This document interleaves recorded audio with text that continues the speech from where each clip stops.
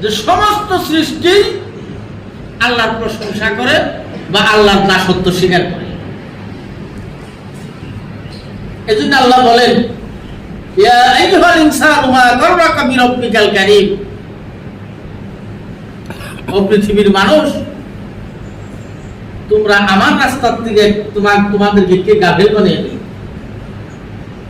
আমার রাস্তার থেকে কে তোমাকে সরিয়ে দিল? কার কথায় তোমরা গাফেল হয়ে গেলা? মানে এটা একটা ধমকের সুরেই কইছে আল্লাহ। তার মানেও অর্থ হইল যে তোমরাও আমি আল্লাহর প্রশংসা করো, আমি আল্লাহর দাসত্ব স্বীকার করো, বিনিময় জান্নাত। সুবহানাল্লাহ। মহতরম দোস্ত বুজুর্গ, আমাদের মানুষ কেউ কি চায় যে আমরা জাহান্নামে যাব? চাই কি? চায় না।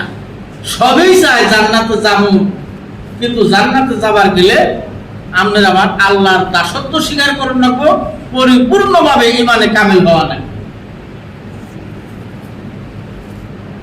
আর যদি আমরা খালি আশা করে বয়ে থাকি কাম হব না, নিয়ত করলে নিয়ত আমল করো না, করতে সে ওইটা হাসিল, তাই না? নিয়তের উপরে আমল করো না, নিয়ত করছি জান্নাত, তাহলে তার কর্ম আছে আমার করবো না।